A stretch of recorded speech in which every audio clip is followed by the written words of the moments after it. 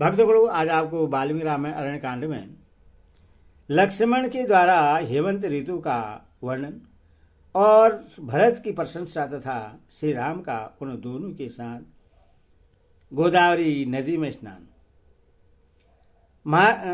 कथा सुनिए। महात्मा श्री राम को उस आश्रम में रहते हुए शरद ऋतु बीत गई और फिर हेमंत का आरंभ हुआ। एक दिन प्रातःकाल रघुनंदन श्री राम स्नान करने के लिए परम रमणी गोदावरी नदी के तट पर गए। उनके छोटे भाई लक्ष्मण भी, जो बड़े ही विनीत और पराक्रमी थे, सीता के साथ साथ हाथ में घड़ा लिए उनके पीछे पीछे गए। जाते जाते वे श्री रामचंद्र से इस प्रकार बोले, प्रिय वचन बोलने वाले भैया श्री राम, यह वही हेमंत काल आ पहुंचा है जो आपको अधिक प्रिय है और जिससे यह शुभ संवत्सर अलंकृत सा प्रतीत होता है। इस ऋतु में अधिक ठंडक या पाले के कारण लोगों का शरीर रूखा हो जाता है। पृथ्वी पर रवि की खेती लहलाने लगती है। जल अधिक शीतल होने के कारण पीने योग्य नहीं रहता और आग बड़ी पीली लगती है। नवष्टि कर्म के अनुष्ठान की इस बेला में नूतन अन्न ग्रहण करने के लिए की गई अग्रणी कर्म रूप पूजाओं द्वारा देवताओं तथा पितरों को संतुष्ट करके उक्त अग्रणी कर्म का संपादन करने वाले सत्पुरुष निष्पाप हो गए हैं। इस ऋतु में प्रायः सभी जनपदों के निवासियों की अन्न प्राप्ति विषय कामनाएं प्रचुर रूप से पूर्ण हो जाती हैं। गोरस की भी बहुतायत होती है तथा विजय की इच्छा रखने वाले भोपालगण युद्ध यात्रा के लिए विचरते रहते हैं। सूर्यदेव इन दिनों यम सवित दक्षिण दिशा का दृढ़तापूर्वक सेवन करने लगे हैं। इसीलिए उत्तर दिशा सिंदूर बिंदु से वंचित हुई नारी की भांति सुशोभित या प्रकाशित नहीं हो रही है। हिमालय पर्वत जो स्वभाव से ही घनीभूत हिम के खजाने से भरा पूरा होता है, परंतु इस समय सूर्यदेव भी दक्षिण में चले जाने के कारण उससे दूर हो गए हैं। अथवा अब अधिक हिम के संचय से संपन्न होकर हिमवान गिरी सर्वष्ट ही अपने नाम को यथार्थ कर रहा है। मध्याह्न काल में धूप का स्पर्श होने से हेमंत के सुखमय दिन अत्यंत सुख से इधर उधर विचरने के योग्य होते हैं। इन दिनों सुसेवी होने के कारण सूर्यदेव सौभाग्यशाली जान पड़ते हैं और सेवन के योग्य न होने के कारण साह तथा जल अभागे प्रतीत होते हैं। आजकल के दिन ऐसे हैं कि सूर्य की किरणों का ईश्वर से कोमल प्रिय जान पड़ता है, कोहा से अधिक पड़ते हैं। सर्दी सबल होती है, कड़ाके का जाड़ा पड़ने लगता है, सारी ठंडी हवा चलने लगती है। पाला पड़ने से पत्तों की झड़ जाने के कारण जंगल सुने दिखाई देते हैं और हिम के स्पर्श से कमल गल जाते हैं। इस हेमंत काल में रातें बड़ी होने लगती हैं। इनमें सर्दी बहुत बढ़ जाती है। खुले आकाश में कोई नहीं सोते हैं।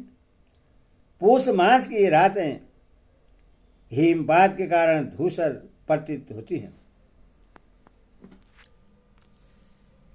हेमंत काल में चंद्रमा का सौभाग्य सूर्यदेव में चला गया है। चंद्रमा सर्दी के कारण असेवी और सूर्य मंद रसीम होने के कारण सेवी हो गए हैं। चंद्रमंडल हेम कणों से आच्छादन होकर धूमिल जान पड़ता है और चंद्रदेव निश्वास वायु से मलिन हुए दर्पण की भांति प्रकाशित नहीं हो रहे हैं।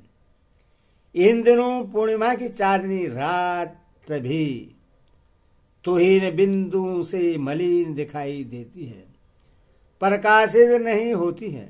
ठीक उसी तरह जैसे सीता अधिक धूप लगने से सांवली सी दिखती है, पूर्वक शोभा नहीं पाती। स्वभाव से ही जिसका स्पर्श शीतल है, वह पछुआ हवा इस समय हिम कणों से व्याप्त हो जाने के कारण दूनी सर्दी लेकर बड़े वेग से बह रही है। जौ और गेहूं के खेतों से युक्त ये बहुसंख्य वन भाव से ढके हुए हैं तथा क्रोध और सारस इनमें कलरव कर रहे हैं। सूर्योदय काल में इन वनों की बड़ी शोभा हो रही है।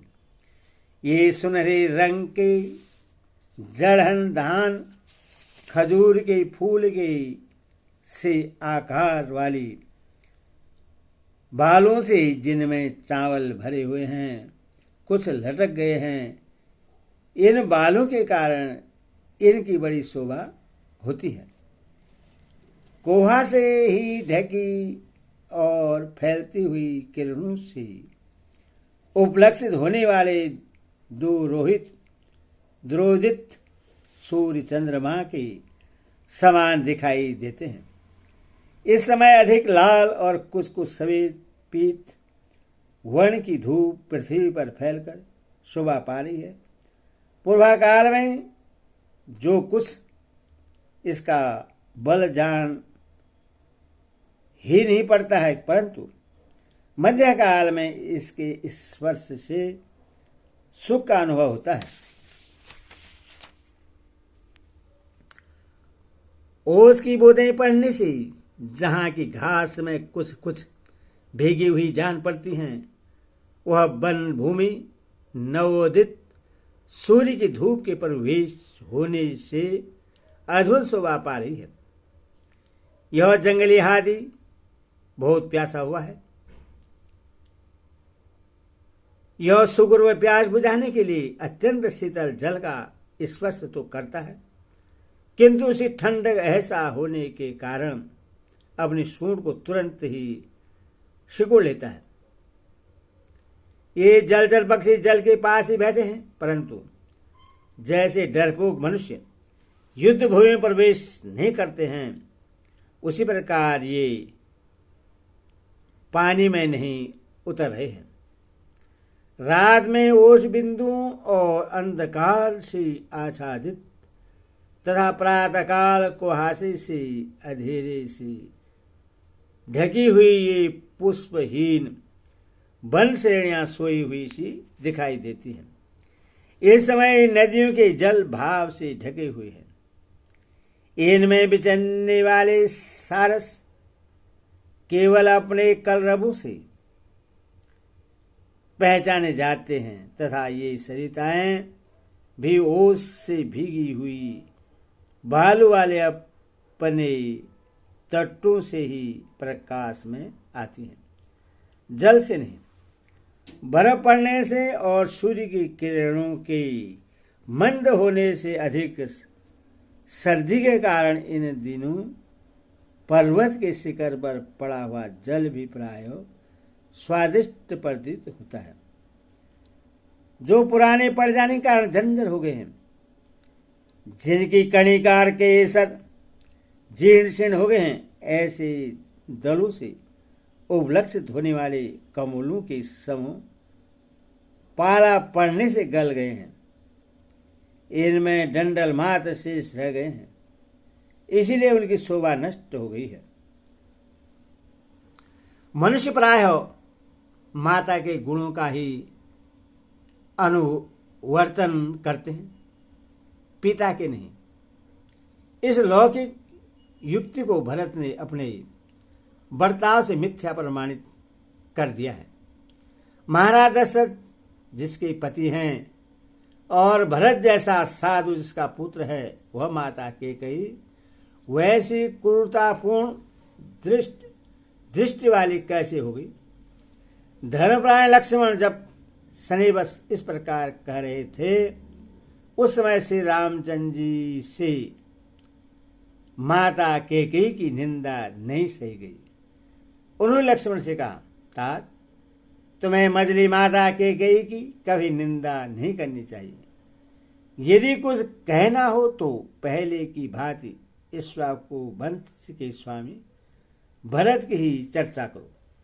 यदि मेरी बुद्धि दृढ़ता पूर्वक व्रत का पालन करते हुए वन में रहने का अटल निश्चय कर चुकी है, तथापि भरत के स्नेह से संतप्त होकर पुनः चंचल हो उठती है।